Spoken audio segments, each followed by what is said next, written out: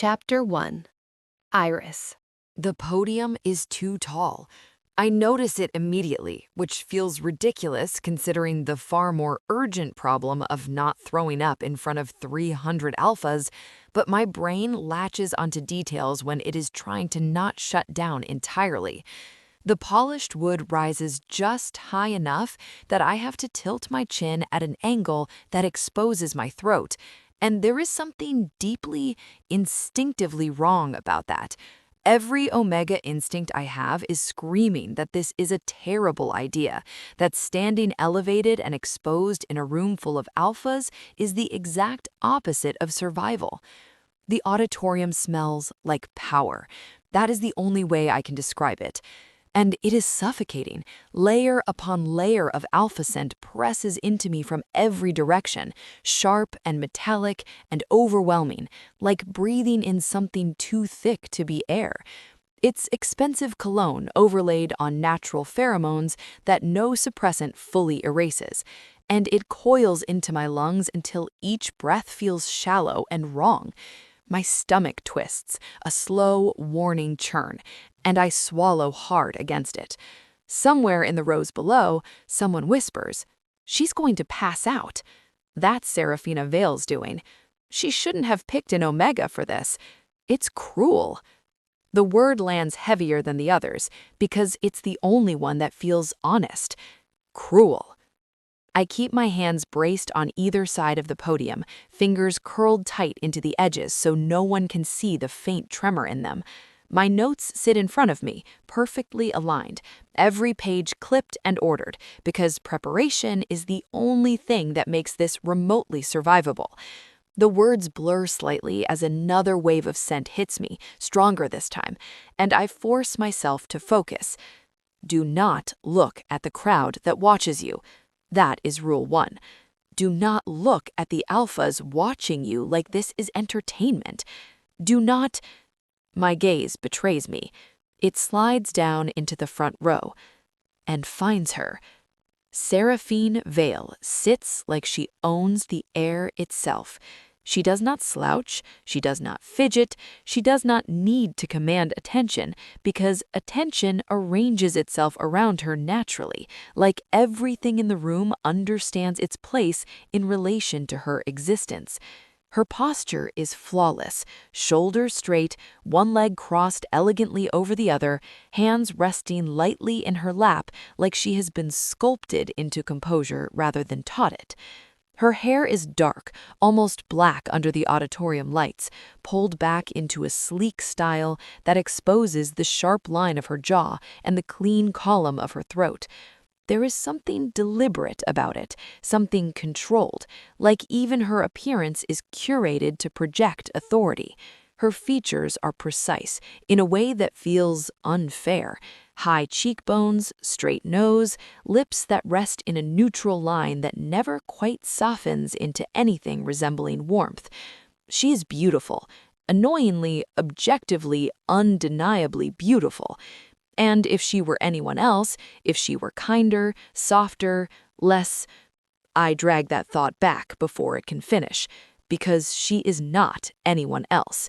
She is Seraphine Vale, daughter of the Vale dynasty, the kind of family whose name opens doors before they are even knocked on, whose influence threads through politics, corporate boards, and institutional funding like an invisible hand guiding outcomes. People do not say no to the Vales. People do not challenge them. People build their careers around not being on the wrong side of them. At Halcyon Dominion University, that translates into something simple.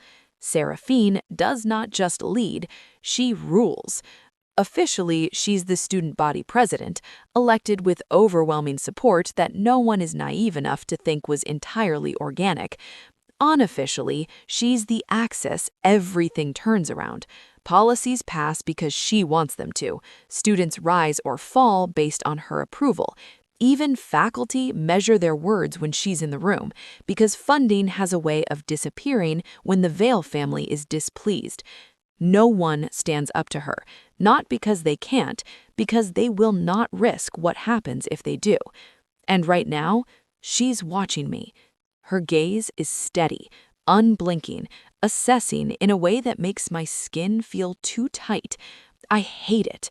I hate her, and I hate that even through the suffocating press of every other alpha in this room, I can pick out her scent. It cuts through everything else, sharper, cleaner, something darker under the surface that doesn't hit me like the others do. It doesn't make my stomach lurch. It doesn't claw at my throat. It settles instead, low and steady, like my body recognizes it as something soothing and pleasant, which is very ironic. I have extreme scent sensitivity. The sense of alphas can make me sick and leave me throwing up for days. But the one alpha I hate, the alpha who bullies me, has a scent that makes my body feel calm. Seraphine rises.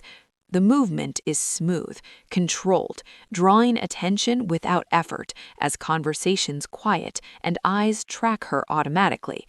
She steps into the aisle, heels clicking softly against the polished floor, each step measured and precise as she makes her way toward the stage.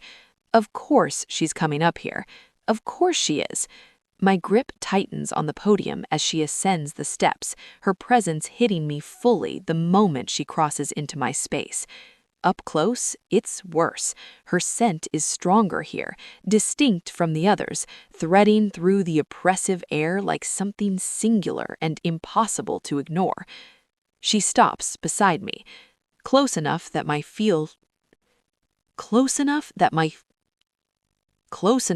pulse stutters once, sharp and traitorous. Seraphine does not look at me immediately. She surveys the room first, a brief, sweeping glance that reasserts her control over the space before her attention finally settles on me. Her eyes narrow slightly, not in anger, in judgment. Then, without asking, she reaches out. Her fingers brush my shoulder. It's a light touch, controlled, almost delicate, and it hits like a shock. I go still. Every muscle locks, breath catching halfway in my chest as her hand moves, not lingering, just enough to pluck a stray strand of hair from my jacket. The gesture is neat, precise, almost intimate in a way that makes my skin prickle. "There," she says quietly, voice low enough that it does not carry to the audience. "You were presenting yourself poorly. A hair on your jacket could be noticed from a mile away. I saw it, didn't I?" My jaw tightens. "I'll keep that in mind," I reply, equally quiet, because I am not stupid enough to make a scene. Wouldn't want to embarrass the institution. Her gaze flickers, something sharp passing through it before her expression smooths again. "This is a prestigious opportunity, Ansel," she says, and there's that tone, that carefully measured condescension wrapped in something that pretends to be mentorship. "You should be grateful." Grateful. I almost laugh. The word scrapes against something raw inside me, because I know exactly how this looks to everyone else. Omega scholarship students selected to speak at a high-profile academic forum attended by elite alpha families and corporate representatives. Exposure, opportunity, advancement. A chance. Except it is not, because everyone in this room knows how the world works. Alphas lead, betas support, omegas are protected. Protected means managed, managed means limited. Even if I deliver the most flawless speech this university has ever heard, even if I impress every single person sitting in this auditorium, the outcome will not change. At best, someone might offer me a position in one of their companies, something quiet and contained, away from public-facing roles where I can be comfortable and safe. At worst, marriage. A polite proposal dressed up as security, an offer to be absorbed into someone else's life in exchange for stability I would have to surrender my autonomy to maintain. I did not claw my way into this place for that. "I'm overwhelmed with gratitude," I say, and my voice is steady despite the nausea curling in my stomach. Seraphine's eyes sharpen. Her lips press into a thin line, not quite a frown, but something close. You were selected because you are capable. Whether you prove that is entirely up to you. Selected. The word is so carefully chosen, as if this was not her decision, as if this was not entirely within her control. As I understand it, selection at Halcyon tends to follow a very specific hierarchy: birth designation, family name, influence. I seem to be missing at least 2 of those. Her gaze holds mine, unflinching. And yet, she says softly, you are here, because of my kindness. Noblesse oblige, I scoff. How noble of you. For a moment, just a moment, something flickers behind her composure. Not softness, not kindness, something more complicated. You have an opportunity most Omegas in your position would never be given. If you cannot recognize that, that is not my failing. Most Omegas in my position would not be standing here at all. Most would not have made it this far. Most would have accepted the limits placed on them and called it safety. I straighten slightly, ignoring the way the room tilts faintly around me. And if I succeed, I ask, meeting her gaze directly, what then? Her expression does not change. Then you will have proven that you can function in spaces that are not designed for you. Not designed for you. The words land exactly as intended. A reminder, a boundary, a line I am not supposed to cross. And if I fail, I press. Her eyes hold mine, cool, certain. Then you will have proven that the system works as intended. Silence stretches between us, thick and heavy with everything she is not saying, with everything I already understand. My pulse is too fast, my stomach is turning, the air feels thinner by the second. And still, standing this close to her, I am not as sick as I should be. That realization hits me harder than anything else, because it makes no sense, because it should not be possible, because the one person in this room who should make this worse is the only reason I am still standing. I hate her for that. I hate her for all of it. Seraphine's gaze lingers on me for one last second, something unreadable passing through it before her expression smooths again. Do not waste this, Ansel, she says, her voice returning to something that carries just enough to be heard by the front rows. It would reflect poorly. On you, on me, on the narrative you are so carefully controlling. I force my hands to steady against the podium, force my lungs to draw in air that still feels too thick, force myself to speak. And as I begin, as my voice carries out into a room that was never meant to hear someone like me, I can still feel her presence behind me, controlled, unyielding, watching, waiting, like this was never about the speech at all. The lights come on.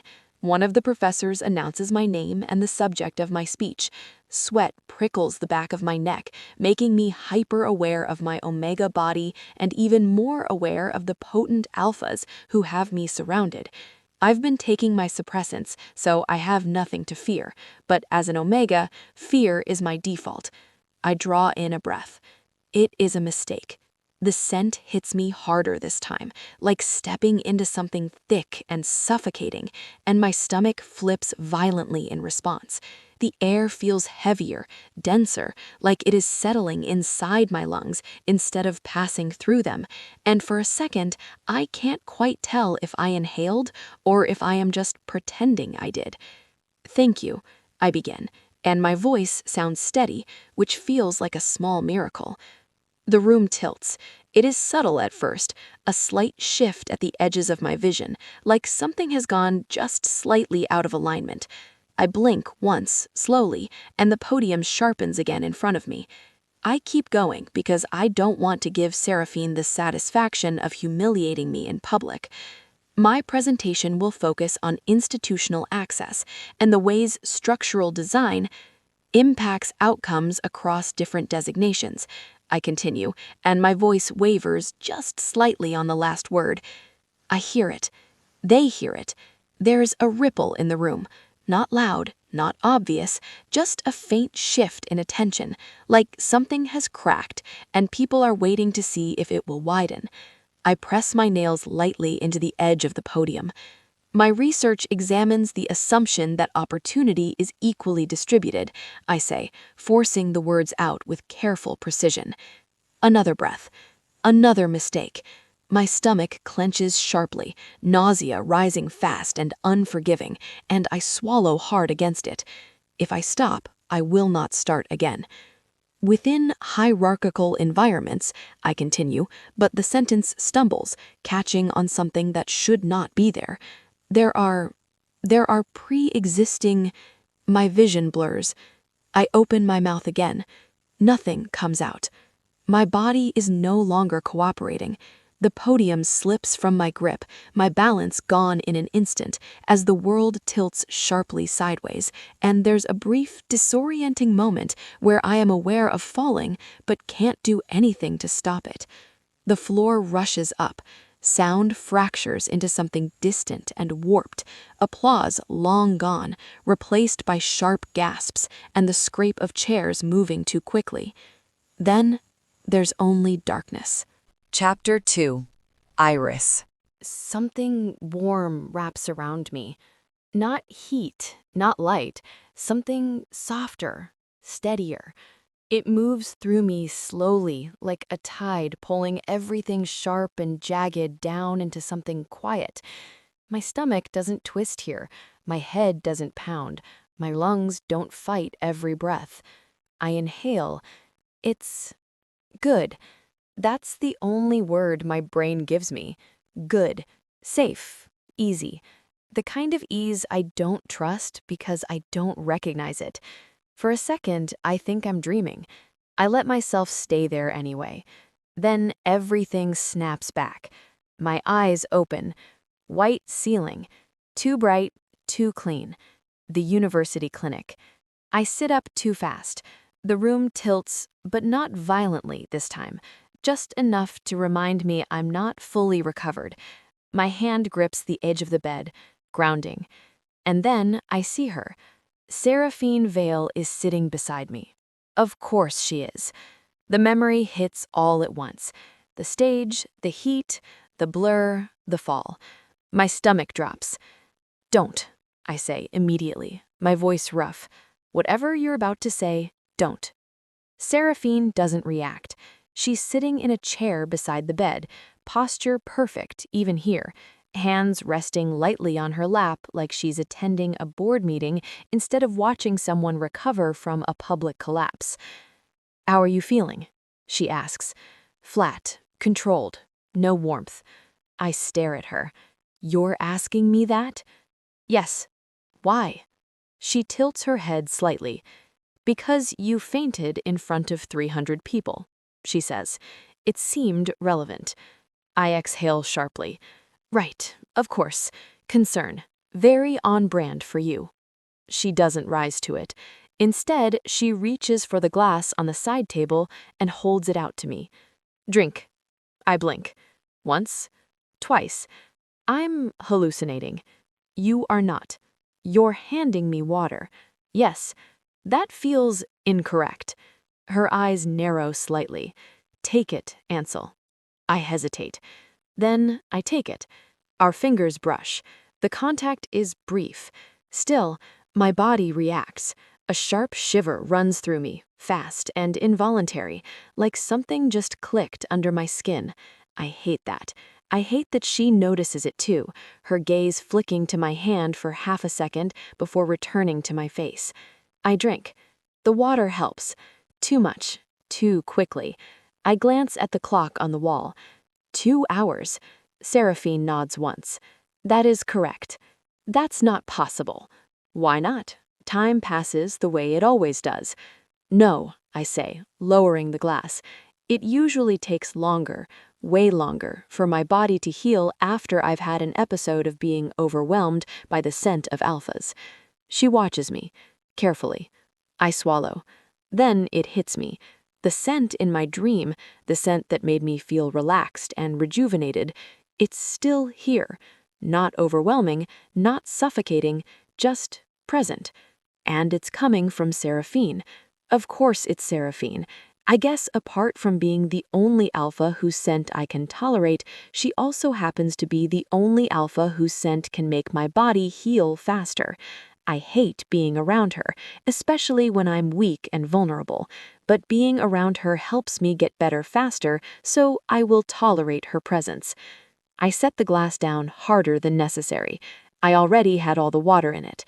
Seraphine tries to pour more water, but I tell her I don't need it. What happened after, after I fainted on the podium? She doesn't hesitate. I finished your speech. I blink. What? I completed your presentation, she repeats, like it's obvious, after ensuring you were stable here. I stare at her. You gave my speech. Yes. In front of the entire auditorium. Yes. My mouth opens, closes. How did it go? Her expression doesn't shift. Effectively, the audience seemed satisfied. Of course it did. Of course, she stood there perfectly composed, delivering my work better than I ever could have. Something sharp twists in my chest. You wasted it, she adds. You gave me an opportunity and you wasted it. I laugh, short, dry. An opportunity for what? I ask. To get married off to some eligible alpha who liked my posture? Her eyes flicker. You don't want to get married? Of course not. That's why I'm attending a university filled with alphas on a scholarship when I have scent sensitivity. You are more ambitious than I anticipated. I let out a breath. Why? I ask. Because only alphas are allowed to be ambitious? That is not what I said. It's what the system says, but I have dreams too. Her lips press together. Then tell me, what are your dreams? I hesitate, then shake my head. No. Her eyes narrow. No. I'm not handing you my dreams so you can criticize them. I'll keep them. A pause. Then, my future does not involve marrying a powerful alpha. Of that, I'm certain. Her gaze sharpens again. You are rejecting stability. I'm rejecting control. You are rejecting an easy life. It's not easy. Silence. I lean back slightly, the edge of the bed pressing into my palms. I guess it looks that way to you, I continue, quieter now.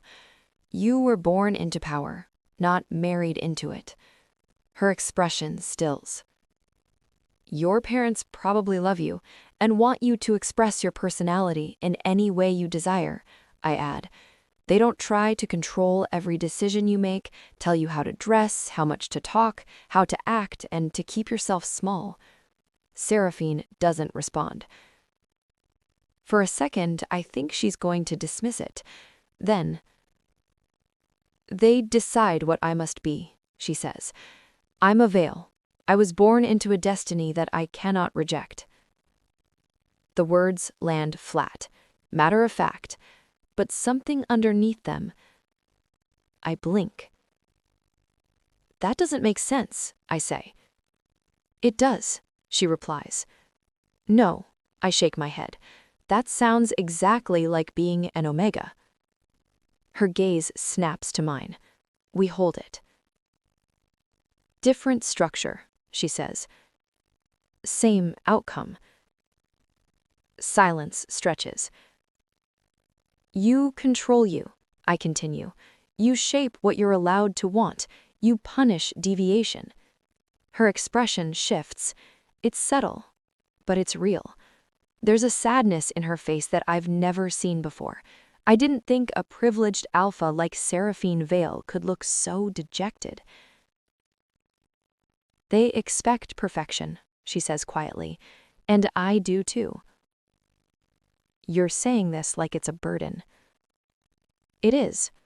Responsibility is a burden, Ansel. Yes, I was born to bear it, and I will, but it is... Never mind. I almost laugh. You're an alpha, I say. You have everything. Her jaw tightens. That's what you think. I shake my head. No, I say. That's what is true. Even if we're both pushed into roles by society, the difference is you're allowed to have dreams. I'm not. She doesn't respond. Her silence feels heavier this time. I'm still worse off, I add. At least you get to want things. I push myself off the bed. Too fast. The room sways slightly, but I ignore it. I should go, I say. Her head lifts. You are not fully recovered. I'm fine. You are not. I said I'm fine. I step away anyway. The moment I move out of her space, it hits. The absence. Her scent fades, and my stomach tightens slightly again. I ignore that, too. Ansel, she says. I don't stop. Chapter 3. Seraphine. I do not lose control. It is a rule I have followed my entire life, reinforced in small, precise ways until it stopped feeling like discipline and started feeling like identity. Control is not something I practice. It is something I am. Which is why the memory of that clinic room sits wrong. I lean back in my chair, fingers steepled lightly in front of me, and stare at the documents open on my desk without actually reading them. The words blur together, not because I cannot focus, but because my attention keeps circling back to something far less efficient. Iris Ansel. The way she looked at me. Not with fear, not with the careful deference everyone else uses, with defiance. I have spent years assuming Omegas live easier lives, protected housing, structured schedules, safeguards built into every system to ensure they are never exposed to unnecessary risk, while alphas are trained, pushed, sharpened into something functional and productive. Omegas are cushioned.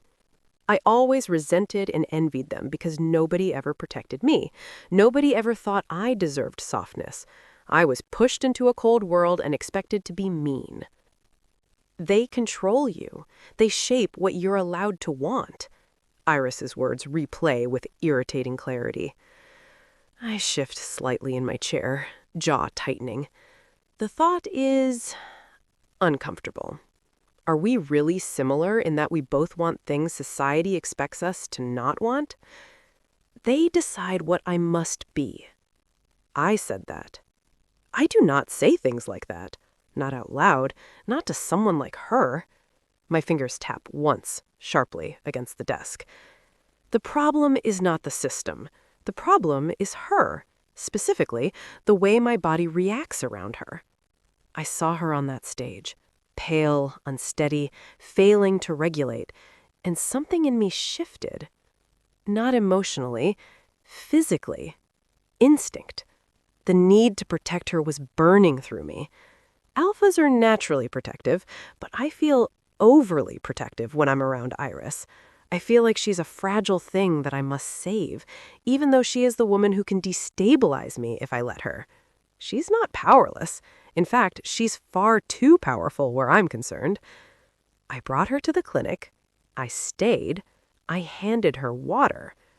My hand tightened slightly. I should not have done that. But I could not be as sharp with her as I usually am, because my body would not let me. The realization settles heavily. I am weaker around her. I allow things to slip. Expression, tone, even emotions. Sadness. I'd let her see it. The thought alone is enough to make something cold settle in my chest. That does not happen. It cannot happen. A knock sounds at the door. I straighten immediately, the moment dissolving as efficiently as it formed. Enter. The door opens. My father steps inside without waiting. Of course he does. He does not need permission. He never has. Seraphine, he says, his tone even, measured in the way that always carries expectation underneath it. I watched the recording. I rise from my chair automatically. Father, you handled the situation well. he continues, stepping further into the room. The speech was delivered cleanly despite the disruption. Disruption. I do not correct him. Thank you. His gaze sharpens slightly. That Omega, he says, like the word itself is distasteful. The one who collapsed? I remain still. A disgrace. If she cannot function in a basic academic setting, she should not be here. My jaw tightens, almost imperceptibly. She is a scholarship student, I say, neutral, informational. That makes it worse, he replies. Low-class Omegas attempting to operate outside their designated roles rarely succeed. They lack the discipline, the composure. His tone is not cruel. It's worse. It's dismissive. Final. They are meant to be supported, not to compete. I say nothing, because there is nothing to say that would be inefficient. You should not associate with individuals like that. It reflects poorly.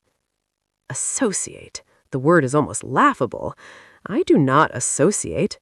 I am curated. My social circle has never been mine. It is selected, approved, filtered through my parents' expectations before it ever has a chance to exist. Every interaction is measured against consequence. Every name carries weight. No one approaches me without calculation, and no one speaks freely when they do. At Halcyon, that translates to something quieter, but no less suffocating. Students defer. They obey. They agree before I finish speaking, not because they believe me, but because their families depend on not being on the wrong side of mine. I have no friends. Not real ones. Only people who orbit carefully, who say the right things, who never challenge, never push, never risk. Except Iris. She argues. She resists. She looks at me like I am something she can question instead of something she has to accommodate. Even as an Omega, even knowing exactly what my name means, she does not bend. Bullying her is the only time I am not speaking into a vacuum. It is the only time someone answers back. I started bullying her because I needed someone to talk to, and she only talks to me when I'm being mean. That's the only way I can get any meaningful social interaction from another person. And that is not something I should want. Because wanting implies lack. Because lack implies weakness. I understand. His gaze lingers on me for a moment, assessing, ensuring compliance. It is always about compliance. Your time at university is nearly finished, he says. You will begin transitioning into the company after graduation. Of course, that was never in question. I'm a leader, and my path has been laid out since the day I was born. I will start reviewing the necessary materials, I reply, and preparing for the role. He nods once. Approval. Measured. Controlled. Earned. Good. There is a pause. Then he turns, already done with the conversation. Do not waste time on distractions, Seraphine. The door closes behind him. Silence settles again. He does not ask what I want. He never has, because that is not relevant. I sit back down slowly. My gaze drifts out to the window, the campus stretching out beyond it, structured and orderly, and exactly as it should be. Everything in its place. Everything functioning as intended. And yet, for a brief moment, in a clinic room that smelled faintly sterile and wrong, I did not feel like a role. I did not feel like a designation. I did not feel like an extension of the Vale name. I felt like a person. And that terrifies me. Because my family doesn't want me to be a person, and if I start developing feelings for Iris, they won't hesitate to disown me. The lockdown alert triggers at 19:12. Every screen on campus flashes at once, red band across the top, restricted movement protocol initiated. Doors seal, corridors segment. Students are directed to the nearest secured zone.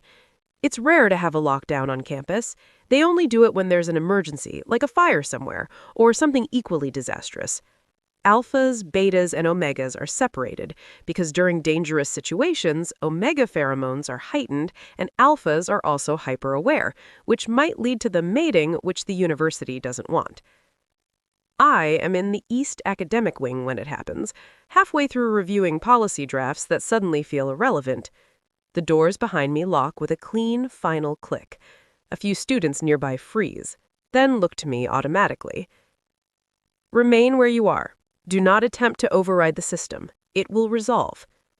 My voice is steady, authoritative, exactly what they expect, exactly what I am supposed to be. And then I feel it. Not the alert, not the shift in the room. Her.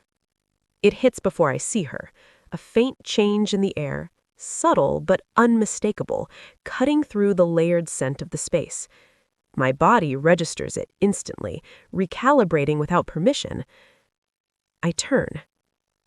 Iris Ansel stands near the back of the room. Too still, too pale, already struggling. Of course, this wing is heavily alpha-dense. Faculty offices, senior cohorts. The air is saturated. She should not be here. The realization is immediate. The response is faster. I move.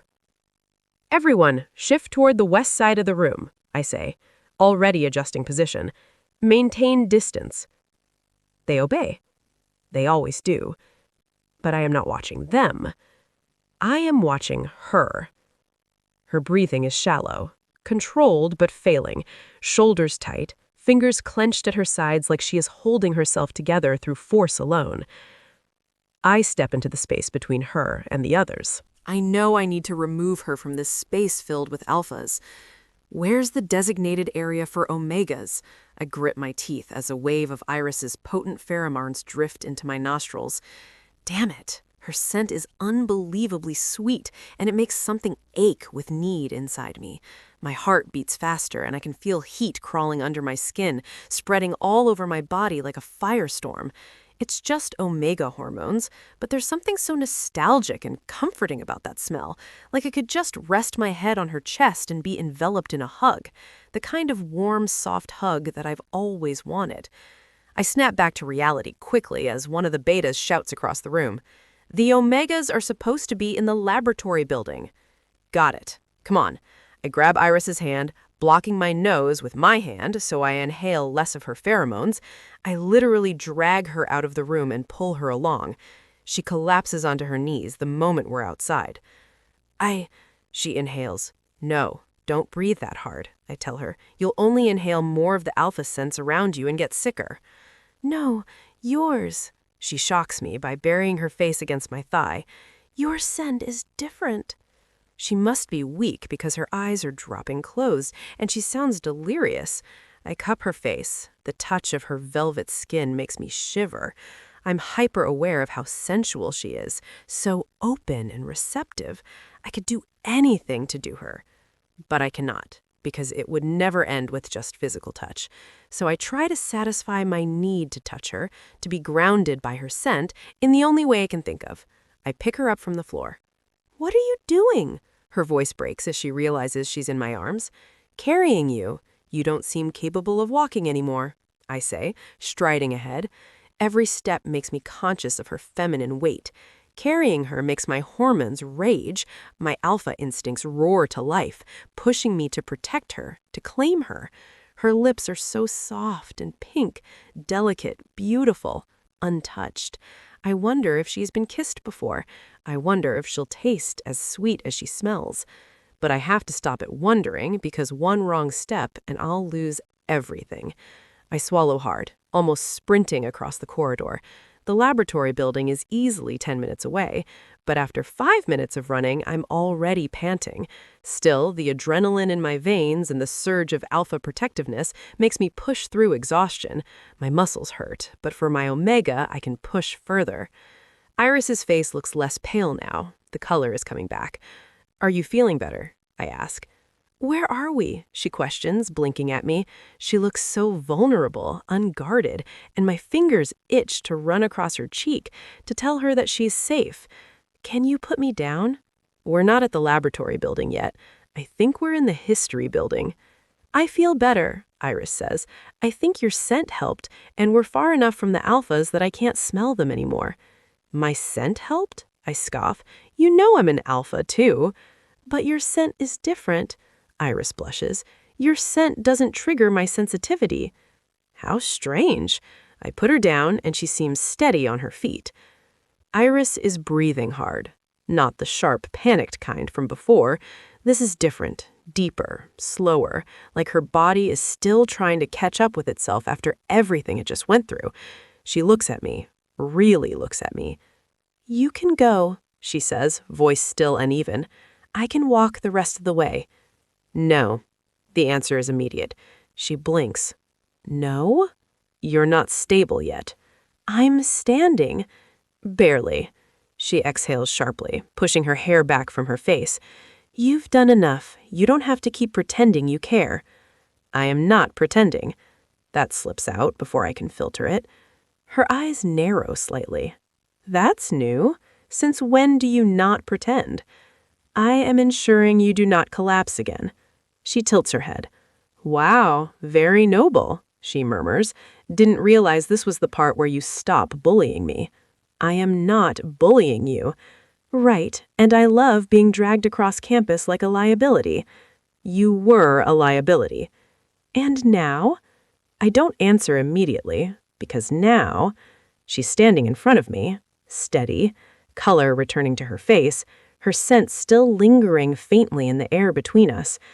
And it's worse, because now I'm aware of it, aware of her. Her lips, her breathing, the way her body still leans slightly toward mine without realizing it. I look away first. Annoying. We're not done, I say instead. She rolls her eyes. Of course we're not. I reach for her hand before I can think better of it. Her fingers are warm, soft. The contact sends a sharp awareness through me, something immediate and unwelcome. We're moving, I say. She doesn't pull away. That's worse. We walk, side by side, too close. The corridor stretches ahead, quiet, empty, the distant hum of emergency systems echoing through the building. For a second, it almost feels normal. Then, a sharp metallic sound cuts through the air. I stop. Too late. Steel walls slam down from the ceiling in front of us, fast, final, blocking the path. Iris yelps. The sound is small, sharp, and it hits something in me instantly. She steps back, her grip tightening in my hand. What was that? She says, voice rising slightly. Containment protocol, I answer. Containment for what? I think the fire started in this building. They're isolating the corridors so the fire doesn't spread to in the building, I tell her. But in this moment, the fact that we might be trapped in a burning building doesn't matter to me. The only thing that matters is the beautiful, infuriating woman in front of me. Her eyes flick around the enclosed corridor, the walls too close now, the exit sealed. She looks scared. That lands harder than it should. I step closer. My free hand lifts before I can stop it. My fingers brush her cheek, soft, slow. Her skin is warm under my touch. She stills immediately. Her breath catches. Then, just as quickly, it eases. I watch it happen, track it, adjust without thinking. Are you scared? I ask. She lets out a shaky breath. We're trapped in a hallway. I'm with an alpha who bullies me. Her gaze lifts to mine, sharp, honest. I don't know what you're going to do, she adds quietly. So yes, I'm scared. Something in my chest tightens. I step closer again, close enough that there is no space left between us. You're not in danger, I say. You don't get to decide that. I do, I reply, quieter now. Right now, I do. She shakes her head slightly. You don't even like me. That is the problem, because it's not true, not in the way she thinks.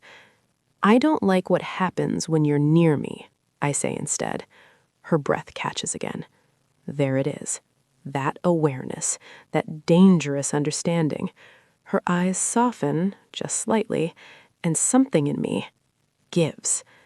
I pull her into me. The movement is immediate, instinctive.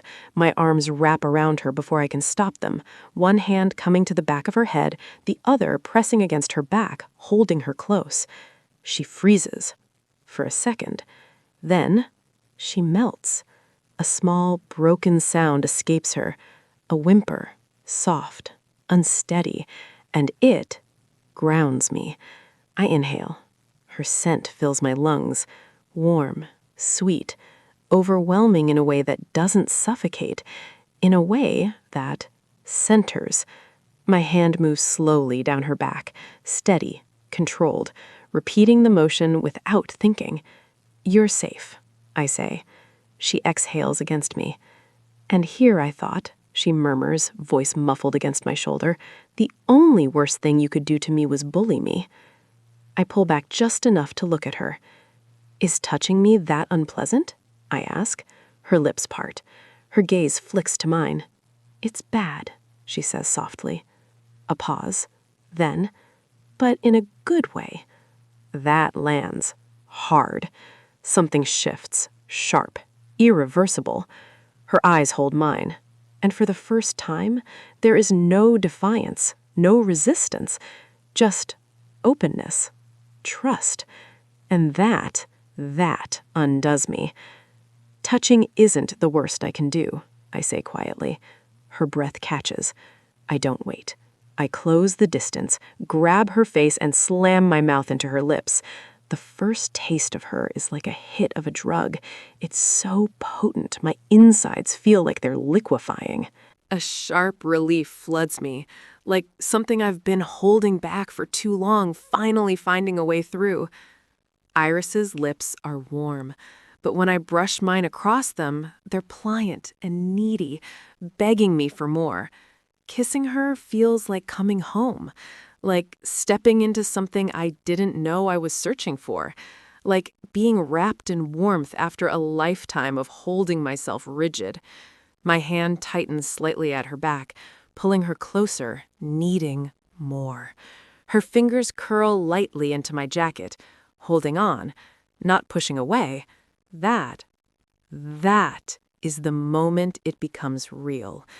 This isn't instinct alone. This isn't just biology. This is something deeper, something I cannot categorize, something I cannot control. And for the first time in my life, I don't want to. When we finally pull apart, the air feels different. She looks at me, breathing uneven, eyes wide, and I know with a certainty that settles deep in my bones. I can deny it, I can bury it, I can pretend this never happened, but I will never forget what that felt like. Chapter 4. Iris. I don't move. Even after she pulls away.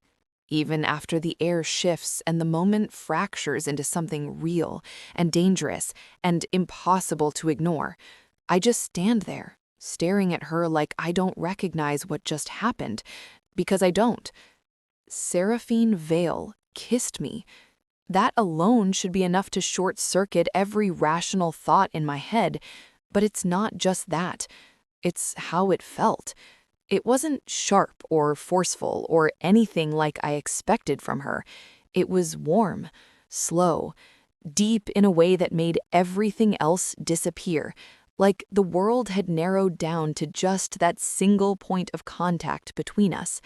Her lips were softer than I imagined, and when she pulled me closer, when her hand tightened at my back, something inside me just gave.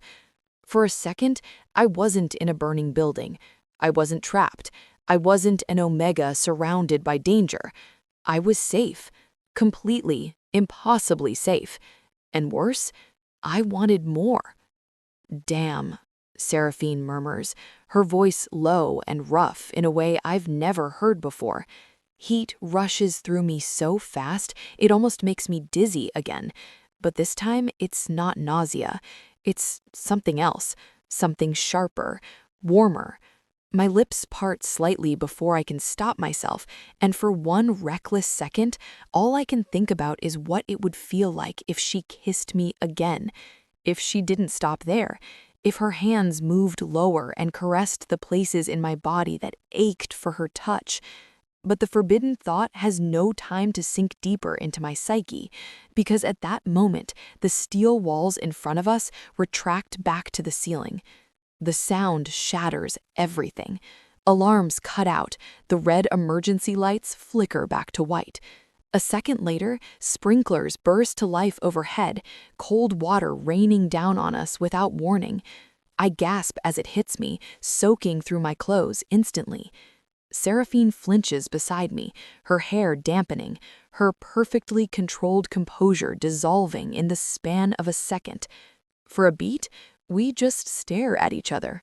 Then she laughs. Actually laughs. It's not polished or restrained or calculated.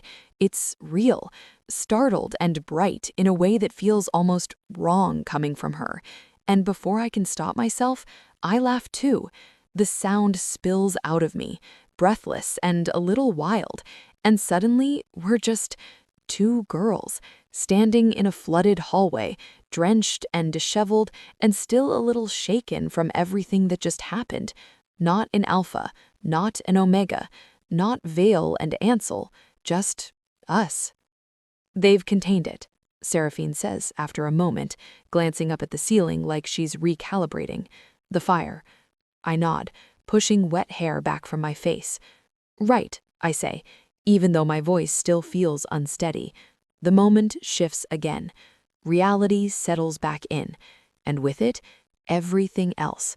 What she did, what I felt, what that means. I take a step back, then another. I should go, I say quickly, already turning away.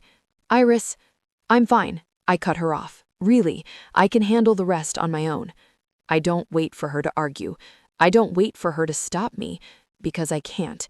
Because if I stay, if I look at her for even one more second, I might do something stupid, like ask her to kiss me again, like forget everything she's done to me over the past few months, like believe that the way she looked at me just now, soft, open, almost meant something. I don't understand her. I don't understand what changed. I don't understand why her scent felt different, why her touch felt safe, and I don't understand why that scares me more than anything else. So I walk away, fast, before I can change my mind. The next day, the university pretends nothing happened, which is exactly how institutions like this survive. The lockdown is framed as a controlled emergency response. The fire is called contained with minimal disruption. No one talks about the panic. No one talks about the students trapped in sealed corridors. And tonight, we celebrate. Of course we do. The grand ballroom is lit like something out of a different world entirely. Chandeliers casting warm, golden light across polished marble floors, every surface gleaming with quiet, excessive wealth. Faculty, donors, and students move through the space in carefully curated elegance. Conversations low and refined, laughter controlled. The excuse is simple. A new benefactor, another old money heir investing in Halcyon's future, which means attendance is not optional, especially not an Omega like me. The university likes to parade its Omega students like decorative flowers, mostly so that their new Alpha benefactors and their college-aged children can decide if they want us for their future wives. It's crude, but as a scholarship student, it's something I cannot avoid. It's these wealthy Alpha donors who fund my scholarship. They need to see that their dollars go toward filling the campus with beautiful, biddable Omegas like me. Omegas who come from poverty but can be made to look acceptably polished for their rich families, as long as we possess a prestigious degree. Of course, the implication is that the degree is just a status symbol, not something I'll use to make money for myself in the future. I smoothed down the skirt of my dress, resisting the urge to tug at the fabric. It's too fitted, too deliberate, designed to make me look softer, smaller, more presentable. I hate it. I hate the way it makes me feel exposed, especially in a room like this, surrounded by alphas dressed in sharp suits and tailored perfection. I stick to the edges of the room, hoping to get through the night without... And then I see her. Seraphine Vale stands near the center of the ballroom, and she looks... My breath catches. She's not wearing a dress. Of course she's not. Black tailored pants, a black silk shirt that catches the light just enough to make it dangerous. Her hair is pulled back into a sleek updo, exposing the sharp line of her jaw, the elegance of her neck. She looks masculine, controlled, powerful in a way that doesn't need softness to be beautiful. And it undoes me. Her gaze lifts, finds mine, and something in her expression shifts. Not cold, not distant, something sharper, something that makes my pulse jump. She wants me. The realization hits fast and hard, settling low in my stomach before I can stop it. I look away. Too late. The music changes. The president steps forward, voice carrying easily across the room. "Ladies and gentlemen, the first waltz will now begin. Please find your partners." The room stirs. Pairs form. Movement begins. And before I can step back, before I can disappear into the edges where I belong, a hand closes around mine. Warm, firm, unmistakable. "Dance with me, Ansel," Seraphine says. My head snaps up. Her grip tightens just slightly. "We need to talk." I start, but the words don't come, because people are already watching, because she's already leading me forward, because saying no to Seraphine Vale in a room like this is not something I can do without consequence. So I let her. She pulls me onto the dance floor, her hand steady at mine, her other settling at my waist like it belongs there. And suddenly, all eyes are on us. I can feel it, the shift, the whispers already starting. The most powerful alpha in the room, and a scholarship Omega. This will spread. It will linger. It will follow me. "What are you doing?" I whisper under my breath as the music begins, my hand tightening slightly in hers. Her gaze doesn't waver. "No," she says calmly. "I'm not. I'm ruining myself. My father will skin me alive for choosing to dance with you." I let out a sharp breath. I know old money alpha families have strict rules and expectations from their heirs. I always imagined Seraphine lived an easy, pampered life, but her parents must have high expectations from her marriage. An Omega without a decent background, even with a prestigious college degree, will not be good enough for the Vale family. "Then what is this?" I demand. "Why would you do this? To humiliate me in public? To make sure your parents take notice of me, talk to the president, and have me expelled from Halcyon for daring to seduce their precious alpha daughter?" Her jaw tightens. "I'm not trying to hurt you, Iris. I've never tried to hurt you. I tried to help you, but I did it in the only way I knew how, by pushing you to be more like an alpha, pushing you to be stronger." I gasp, suddenly realizing that all the opportunities she gave me, all the harsh trials she put me through, the times I thought she was bullying me, were just a misunderstanding. She was trying to make me more like herself, trying to make me someone who could stand shoulder to shoulder with an alpha. Even though my scent sensitivity and Omega biology makes that impossible, she must have thought that shock therapy and mentally toughening me up would help. Why would you go so far for me? If your parents think I'm below you, why would you disappoint them by sticking to me? I don't know. She looks down at the floor, looking unsure for the first time in her life.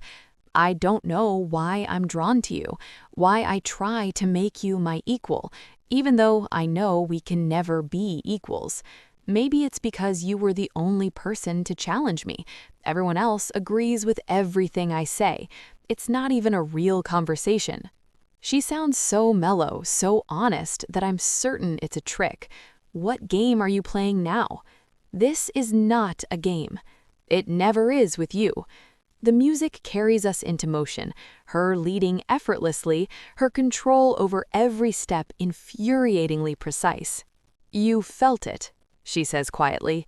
My breath catches. I don't know what you're talking about. Yes, you do. I shake my head. No. Her grip tightens slightly. Iris. The way she says my name, not sharp, not mocking, just certain, makes something in my chest twist. I felt something, she continues, her voice lower now, almost lost under the music. When I kissed you, my heart stutters.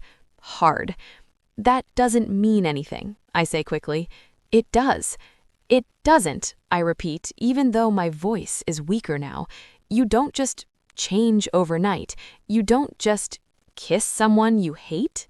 The words land between us. I stop, just for a second.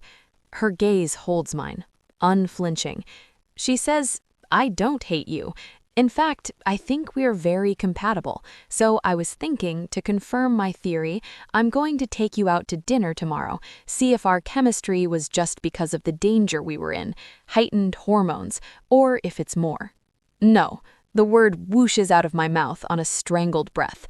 I cannot believe it. Seraphine Vale is asking me out on a date, and she looks so hot doing it, confident and sexy.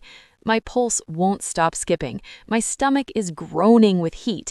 I know I'm very, very attracted to Seraphine. My pheromones must be spreading like crazy right now, so she probably knows it too. I didn't say you had a choice, Ansel. I tightened her hand around mine. You're coming. I'll pick you up from your last class. It ends at 6, doesn't it? You keep tabs on my schedule now? I scoff. I've always kept tabs on you. You didn't know? What? My eyes widen in shock, and she laughs, like she finds this amusing. I had no idea you were so obsessed with me. For an alpha, you certainly seem to be unaware of the alphas around you, Seraphine says. Do you think I singled you out all those times because I was bored? I'm a Vale. I have a multi-billion-dollar company to inherit, and you thought I had the free time and energy to be bullying an insignificant Omega I felt nothing for? Now she says it like that, it makes sense. I thought you were one of those alphas who wants to put Omegas in their place, remind them they were only created to be brides and bear children, not get an education. Come on, Ansel, I'm not that narrow-minded. My family funds your scholarship. Even we see the merit in Omegas being educated. But you don't want them becoming financially independent, I snap. You don't want them having dreams. On the contrary, Seraphine drawls, I would love to hear more about your dreams. I believe we never got to finish that conversation at the clinic. My heart beats faster. This is worse than bullying. The way Seraphine's focused on me, like I'm someone important, is going straight to my head and triggering a rush of desire in me. I have been so lonely on campus, I want to share my dreams with someone, with her, even if she mocks me and laughs at me later. You really want to know? Yes, you're quite interesting. I want to know what kind of future you dream of so I can see if our visions match. Why? Why else? I'm interested. Seraphine says it flippantly, like a Vale being interested in an Omega isn't the news of the century. The waltz begins to slow and Seraphine's arms slip off my waist. She nods at me, and all I can do is be bedazzled by her beauty and confidence. Is this how alphas seduce Omegas? Because I'm certainly falling. See you tomorrow at 6, Ansel, Seraphine says, then looks at her father across the room. He looks angry, and I know she will be punished for this. And that makes me feel bad for my bully. Chapter 5. Seraphine. My father does not wait. He never does. The moment the music shifts and attention disperses, he is already crossing the room toward me, cutting through conversations and carefully constructed smiles like they are inconveniences rather than people. I brace before he even reaches me. Explain yourself. No greeting, no pretense, just expectation. I hold his gaze evenly. I assume you're referring to the dance. His jaw tightens. You chose that Omega. He continues, voice low but sharp enough to cut. You chose a scholarship Omega with no standing, no refinement, and no future worth aligning with. My fingers curl slightly at my sides. She is refined, I say. Just because she goes to Halcyon doesn't mean she's anybody significant. She's smart. She will make a name for herself. An Omega? My father chuckles. That's ridiculous. She might get a job, but it won't be one that can compare to the CEO of Vale Enterprises. At least she'll be better than the Omegas who do nothing and only coast on their family's name. They bore me. The words come out before I can stop them. And that is new. His eyes narrow immediately. Careful, Seraphine. I straighten my spine. I can dance with whoever I like, father. Silence drops between us, because I do not say things like that. Not to him. His gaze sharpens, assessing. You're defending her. I'm stating a fact. You are challenging me. I inhale slowly, forcing my shoulders to remain relaxed, my posture unchanged. I am exercising my autonomy. The word autonomy hangs in the air like something fragile and forbidden. His expression shifts. Disapproval etches across his features. Do you like her? The question is direct and authoritative. No. My lie is smooth. Just because I danced with her once doesn't mean I'm falling in love. I'm toying with her, I add, tone lighter, dismissive. She's interesting. That's all. My father watches me carefully. Too carefully. As an alpha, I continue, leaning into it, I am allowed to make my own choices. His lips press into a thin line. If this is a passing interest, then it is irrelevant. A pause. Then, but that was not a passing interest. My pulse shifts. Barely, but enough. The way you looked at her, he continues, quieter now, more precise, the way you moved with her. If that wasn't all just physical interest, then we're going to have a serious conversation, Seraphine. You are a Vale. You do not form attachments without purpose. I meet his gaze. Steady. I am not forming anything. His eyes linger on me for a moment longer. Then, I will not tolerate this becoming something more. There it is. Final. Understood. The conversation ends, like it always does, on his terms. But this time, something in me does not settle, because even as I stand there, composed and compliant and exactly what I am supposed to be, I'm thinking about her. I arrive for our date at 6. Iris is already outside the academic building, leaning against the stone pillar like she has been debating whether to leave for the past 5 minutes. She looks up when she sees me, and there it is. That shift, that awareness, it hits immediately. Sharper this time, clearer, not dulled by adrenaline or danger, just her. You came, she says. There's something in her tone. Surprise? Suspicion? A hint of something softer she's trying to hide. I said I would. That's not exactly reassuring, she mutters. I have trust issues when it comes to you. I almost smile. Almost. Are you reconsidering? I ask. No, she says quickly. I just like having accurate expectations before I walk into a situation with you. I step close, inhaling her pheromones, knowing that her scent is sweeter because she's around me. She isn't scrunching her nose like she does around other alphas. Maybe she wasn't lying when she said she's not sensitive to my scent. You look nice, I say. She blinks. Once. Like she wasn't expecting that. That sounded almost genuine. It was. Her gaze lingers on me for a second too long. Then she looks away like she's trying not to overthink it. All right, she says, picking up the menu. What's the catch? There isn't one. There's always one with you. Not tonight. That lands between us, and I see the shift in her expression. It is small, but it is there. I do not give her time to question it further. You said you had dreams, I say, leaning back slightly.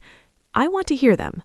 She freezes for a fraction of a second, clearly caught off guard. We're starting with that? Yes. That's intense. I'm an intense person, in case you hadn't noticed that yet.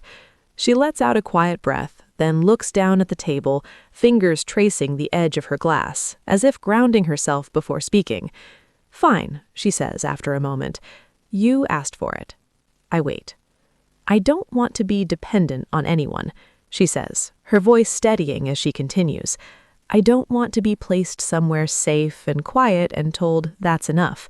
I want to work in a business, find new ways to reach customers and sell something I'm passionate about, something the company is creating that could improve the lives of thousands.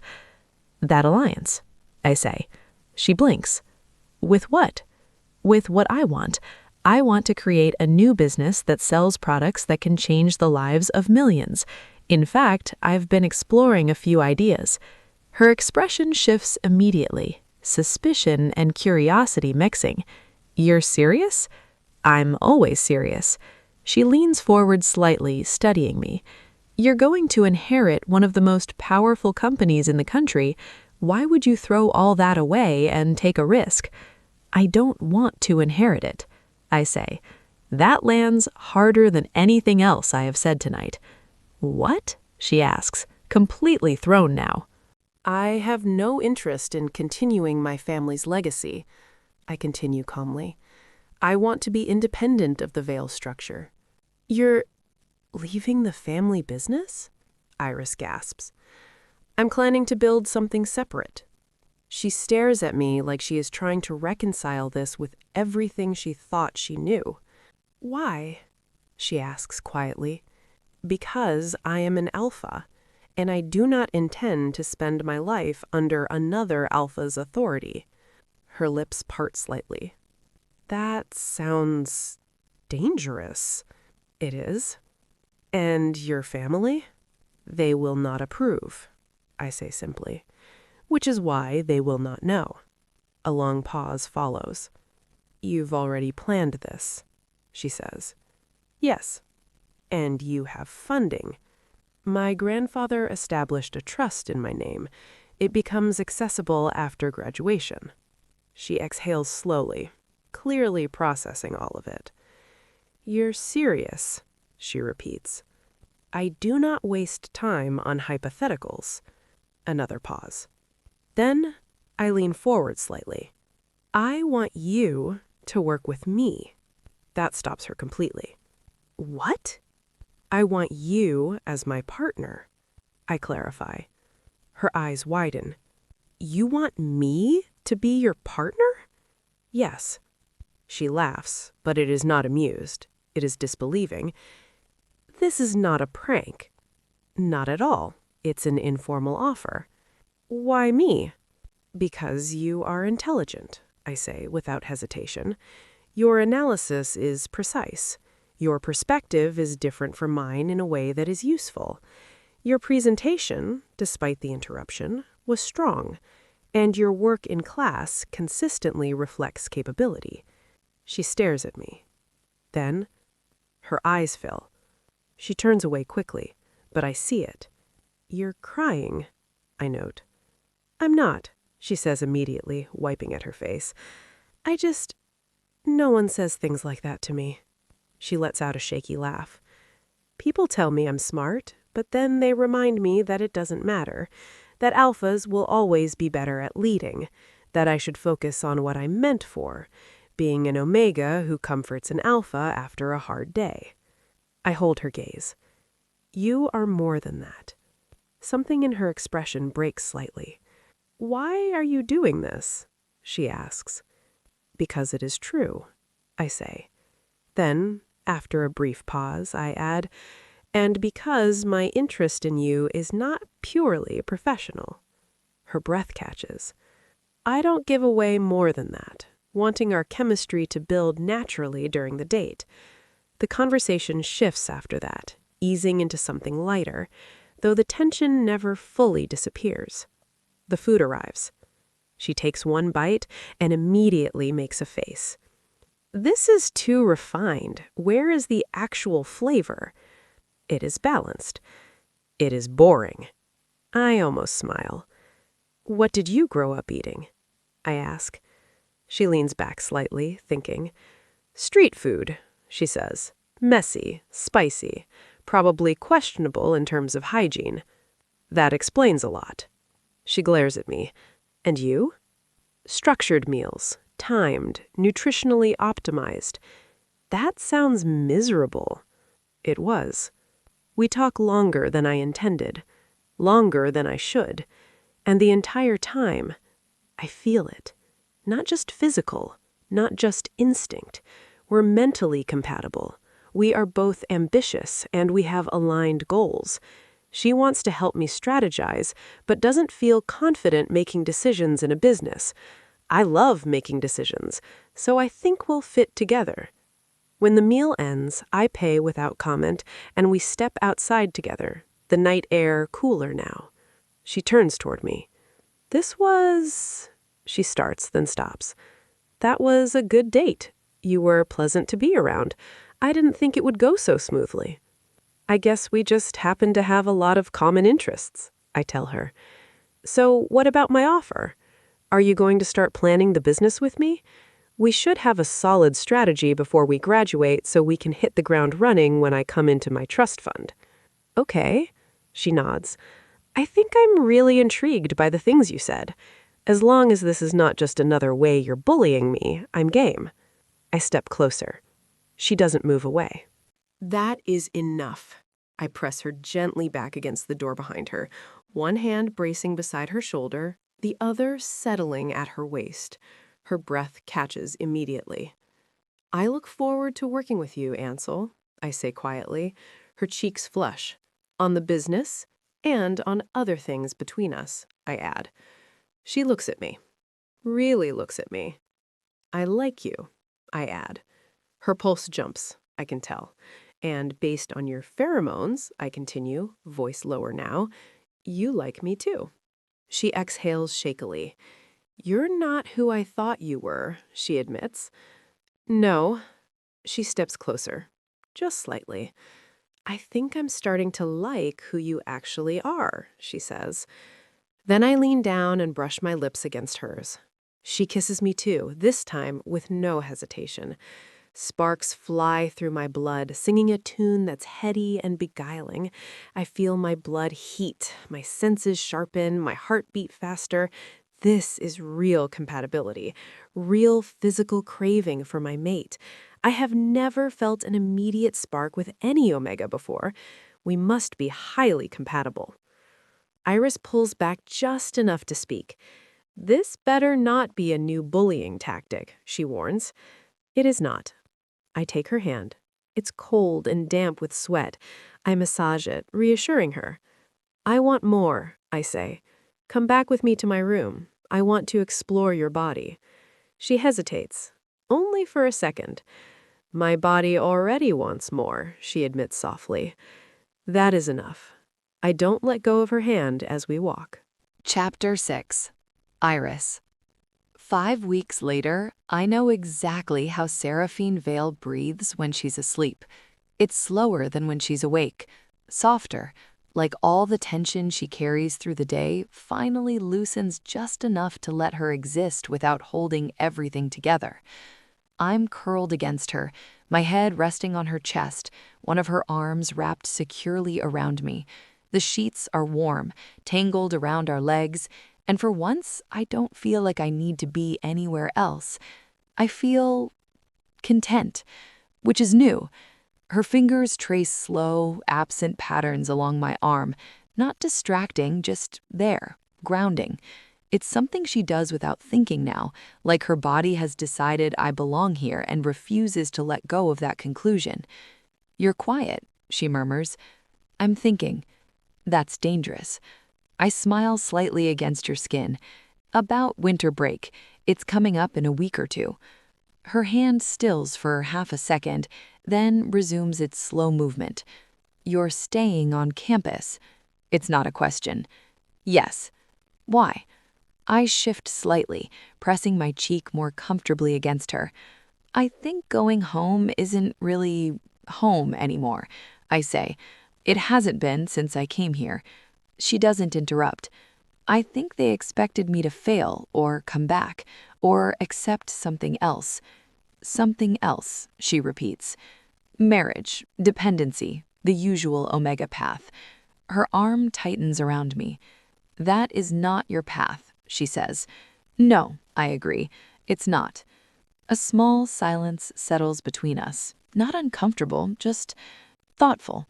Then she takes my hand, lifts it, presses a kiss against my knuckles. The gesture is soft, intentional. "You'll spend Christmas with me," she says. My breath catches. "Seraphine." "We'll work on the business," she adds, like she's giving me a reason I can accept more easily. I allowed a quiet laugh. "Of course you'd pitch Christmas as a work opportunity." "I want you personally too, but I wasn't sure if you'd agree to spending time with me if I said that." "Of course I would. I think what we have is more than a business partnership. I mean, I'm lying in your bed naked, and this isn't the first time we've made love, so it's safe to say that we're past the stage where I've accepted you as my lover." I tilt my head up to look at her. Her expression is calm, composed, but there's something else there, too. Something quieter, hopeful. "You want me with you on Christmas, don't you?" "Yes. I don't want to spend it with people I don't care about. I want this year to be different." She cares about me, and knowing that does funny things to my head. Something warm settles in my chest. And suddenly, I know. I'm in love with her. The realization hits softly, but it stays, steady and certain. I love this. The way we talk, the way we build things together, the way she looks at me like I'm not something small or temporary. "I'll come," I say. Her lips curve slightly. "Good." Christmas with Seraphine Vale is nothing like I expected. For one, it's just us. No grand family gathering, no overwhelming display of wealth or power, just her private residence near campus, quiet and warm and surprisingly normal. "Well," I say, standing in her living room looking around at the minimal decorations, "this is underwhelming." "I don't decorate," she replies. "You're a terrible person." I grab the box of decorations sitting unopened on the table. "We're fixing this." She watches me for a moment, then sighs like this is deeply inconvenient, and then she helps. We end up laughing more than we should, arguing over where things go, her insisting on symmetry, me deliberately disrupting it just to annoy her. "This is incorrect," she says, adjusting a string of lights for the third time. "It's festive," I counter. "It's chaotic. It's fun."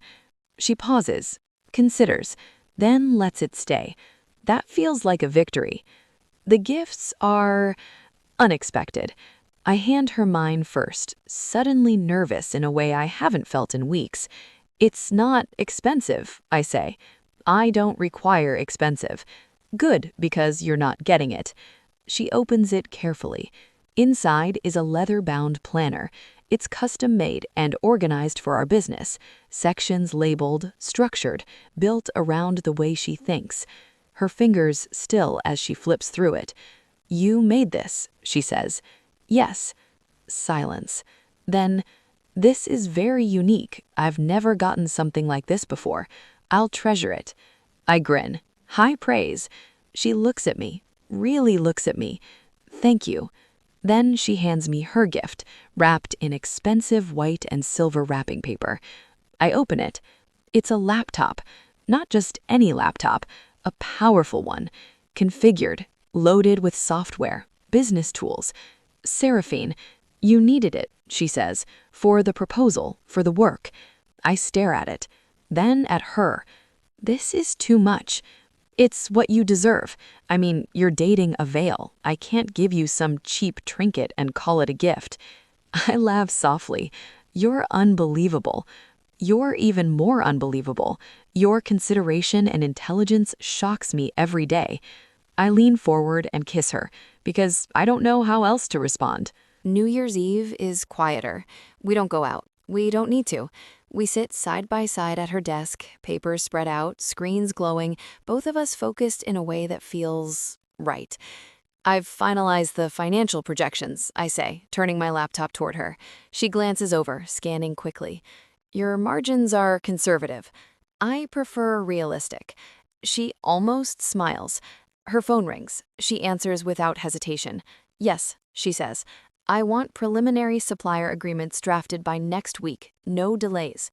I watch her as she speaks, confident, sharp, in control, and for the first time, I don't feel intimidated by it.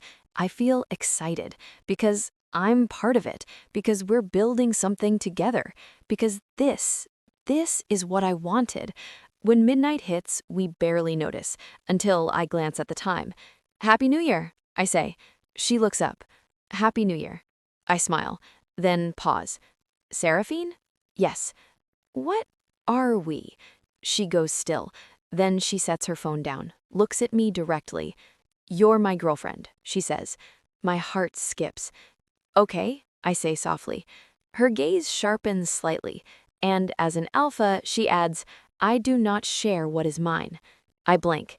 That's intense. It is accurate. I laugh. You're ridiculous. You're not seeing anyone else. I'm not. You will not. I won't. She studies me for a second longer, then nods once. Good. I don't think about it.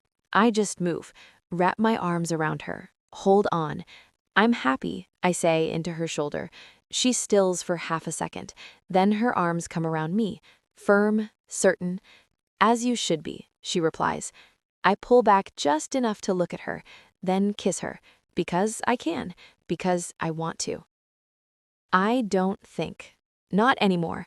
Thinking feels unnecessary when I'm with her. Like my mind finally gets to rest because she takes up all the space in it.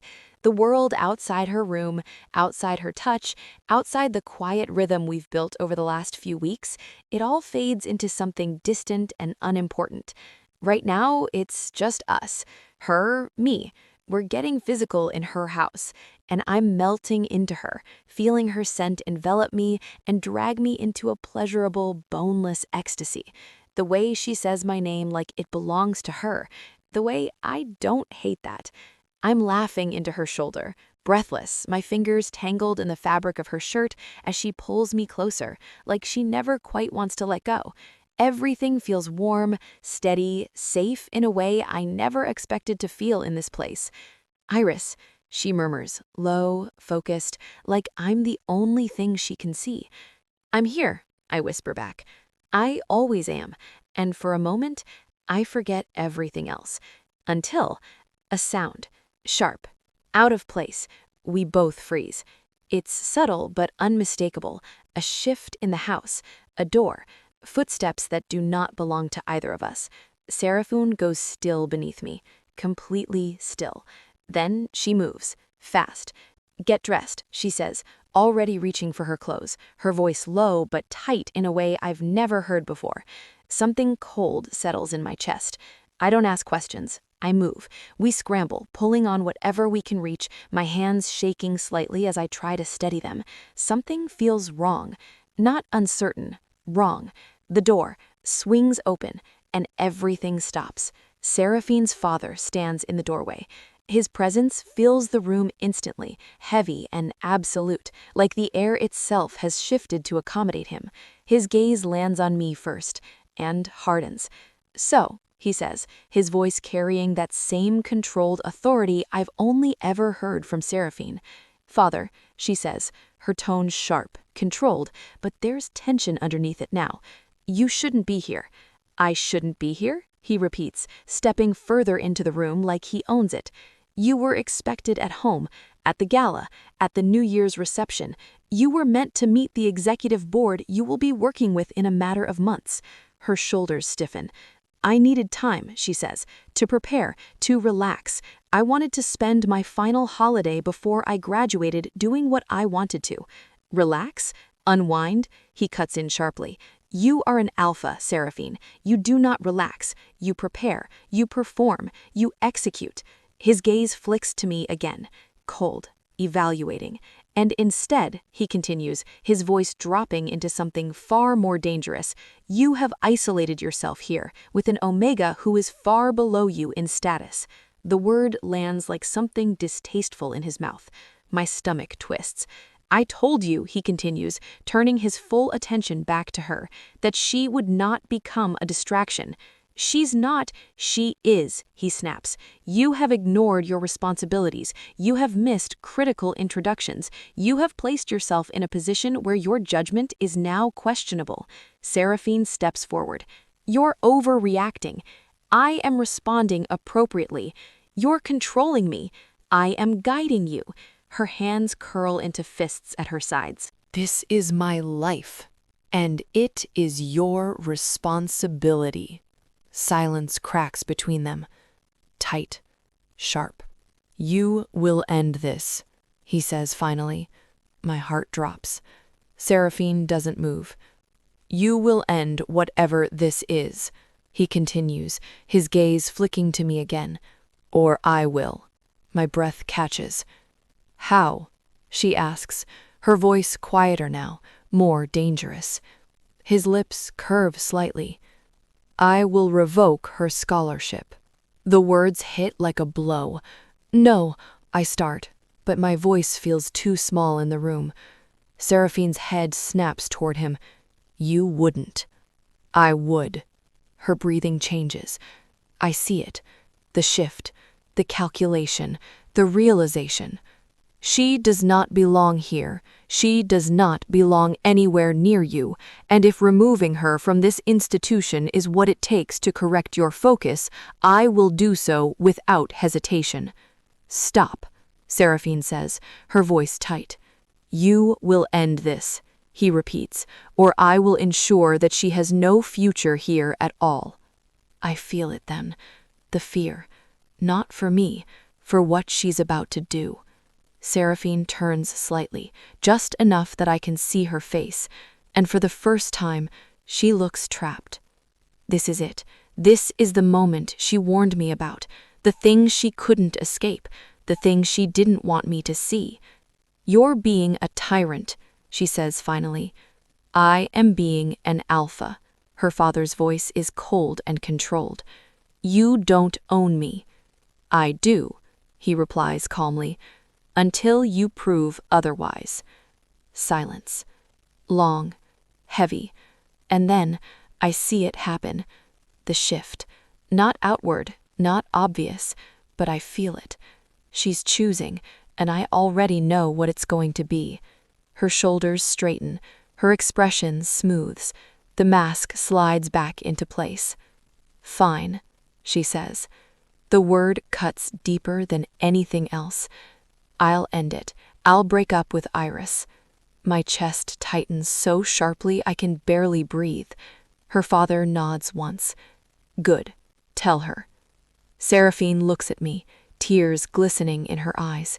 She's a strong alpha, but her emotions are strong too.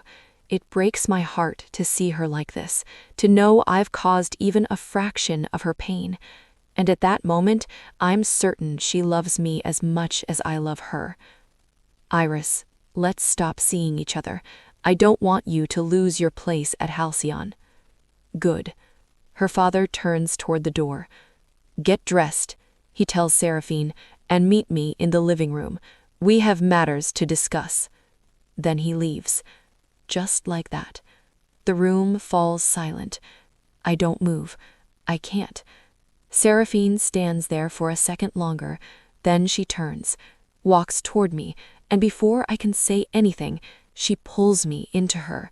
Her arms wrap around me tightly, like she's trying to hold on to something that's already slipping away. Her breath is warm against my ear. "I promise," she whispers, "I will come for you." My throat tightens. "You're my alpha." The words should scare me. They don't, because I believe her. Even now, even after everything, I trust her. Chapter 7. Seraphine. Control returns. It always does. It has to. That is what I tell myself in the weeks after my father walks into my room and redraws the boundaries of my life with a few measured sentences and one very real threat. I stop going to her. I stop letting myself reach for her in spaces where I can be seen, tracked, reported back.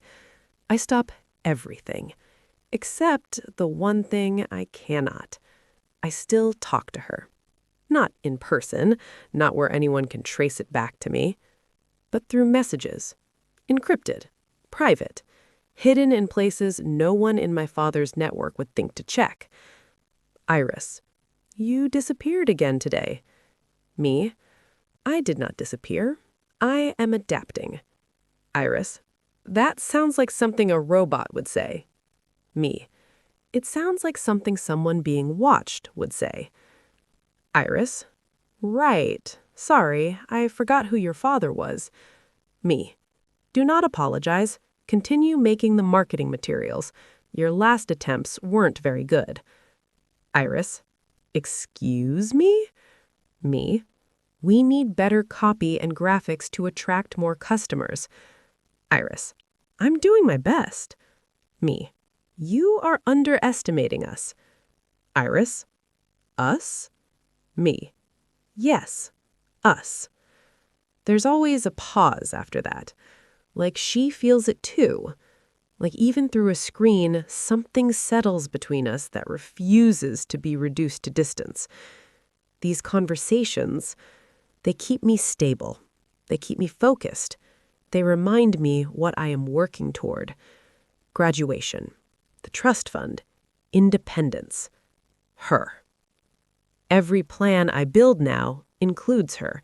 Every projection, every strategy, every risk assessment, she is in all of it. Not as a variable, as a constant. I do not expect to see her. Not like this. The washroom is empty when I enter, or it should be. But she's there, standing by the sink, looking at me like she's been waiting. My entire body reacts instantly. Sharp, immediate, dangerous. Iris, I say quietly. Seraphine. We do not move for a second, because we shouldn't, because this is exactly the kind of situation I have been avoiding, because if anyone walks in... I close the distance anyway. I don't think, I don't calculate, I don't care. My hand finds her face and I kiss her. It is not controlled, not measured. It is everything I have been holding back for weeks, crashing into one moment that I cannot contain anymore. She responds immediately, like she has been waiting too. Her hands grip my jacket, pulling me closer, and for a second, everything else disappears. Again. When I pull back, my breath is uneven. So is hers. You waited, I say quieter now. Of course I did, she replies. I rest my forehead briefly against hers. The wait will be over soon, I tell her. Once I graduate, once I have access to the trust. She nods. I know. I will come for you, I add. You already did, she says softly. I love you. The words hit harder than anything else.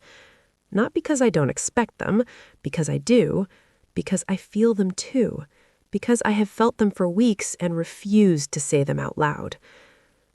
I love you, I say. There is no hesitation, no calculation, just truth. I cannot do this without you, I continue, my voice lower now. Every plan I have includes you. Every outcome I want includes you. So you are not allowed to change your mind. She laughs softly. I won't, she says. Thanks to your father, I'm not exactly drowning in job offers. My jaw tightens. I will fix that. I know you will. That's why I'm staying. I study her for a second longer. Then I kiss her again. Shorter this time. Controlled. Because we have to be. Because this moment is already more than we should have risked. Go, I say quietly. She nods. Leaves first. I wait. Then follow. Like nothing happened. Like everything happened. Graduation arrives faster than expected. Or maybe time just moves differently when everything is leading to one point. The hall is full. Families, faculty, power, expectation. I stand where I'm supposed to stand.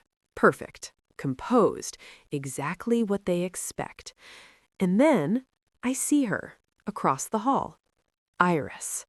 She looks at me and smiles, not carefully, not cautiously, just herself. And I feel it, that same pull, that same certainty. We step forward one after the other, names called, achievements announced, futures assumed. When we pass each other, just for a second, I lean slightly closer. I just have to get through just a few more weeks now, I say under my breath. Her eyes brighten. It's almost over. Epilogue. Seraphine.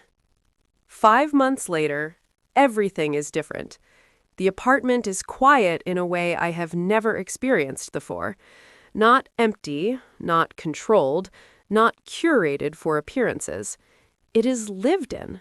There are papers spread across the dining table, 2 laptops open with half-finished work, a mug that Iris forgot to take back to the kitchen, and a soft throw draped over the couch that she insists makes the place feel like home. I stand by the window, looking out over the city that no longer feels like something I have to conquer, but something I am already shaping. The company is real now. Contracts signed, clients secured, systems in motion. It is not an idea anymore. It is not a plan. It is ours. Behind me, I hear her. Are you working or brooding? Iris asks, her voice light as she walks into the room. I do not brood. You absolutely brood, she says, coming to stand beside me. You just do it in a very polished, intimidating way. I glance at her. She's smiling, relaxed, happy. That still feels like something I am getting used to. I was thinking, I say. Dangerous, she replies automatically. I almost smile. About how this turned out. She follows my gaze out the window, then leans slightly against me, her shoulder brushing mine. Better than expected, she says. Yes. She tilts her head up to look at me. You shocked your father, you know. I am aware. You didn't even hesitate, she adds, sounding faintly impressed. He respects independence, even if he does not agree with my choices. Especially me. I don't deny it. He will not approve of you, I say. I figured. I do not care. I know, she says softly. There's a pause. Then she steps closer, wraps her arms around me. Not carefully, not hesitantly, like she belongs there. You chose me anyway, she says. I chose you first. Her breath catches slightly at that.